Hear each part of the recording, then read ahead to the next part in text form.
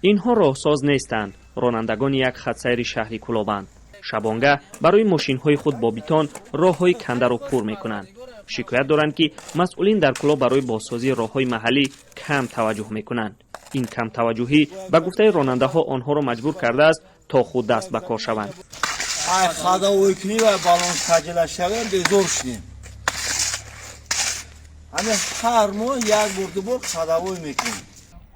یک سال می شود که شهر کلاب اداره راهسازی ندارد. قادر ولیزاده شهردار سابق اداره راهسازی را با سبب نداشتن تکنیکای ضروری برهم داده بود.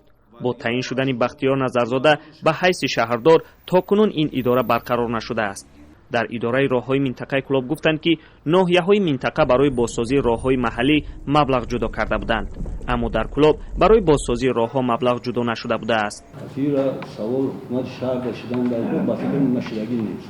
بغیر از شهر کلاب برای نگهداری راهها امسال در مبلغ جدا نشده، دیگر ناحیه‌ها با قدر امکان جدا کرده.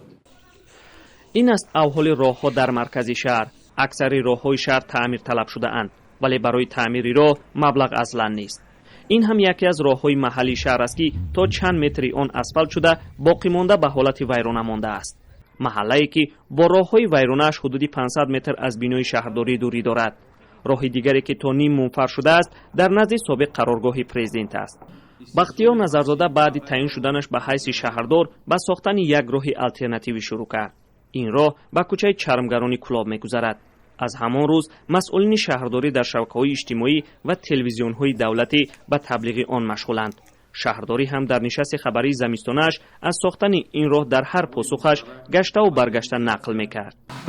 با خلاصه ما که اومدیم که همه کوچه چرمگرای پایان همین رو ما روی آلترناتیوی شویم. در کلاب سال 2022 و 2026 راه‌های آباد اعلان کرده اند. از سال 2022 4 ماه سپری شد، ولی در کلاب بازسازی راه‌ها مشاهده نمی شود. تنها با دستور پرزیدنت 20 کیلومتر راه‌ها اسفالت پوش شده است. کلاب سومین شهر کلان در جنوب تاجیکستان به حساب رفته 189 کیلومتر راه‌های محلی دارد. اما یک سال زیاد می شود نبود اداره راهسازی برخی رانندگان را مجبور کرده است دست به دست گرفته به راهسازی برویند. محمود جان رحمتزاده، آزادی، کلاب.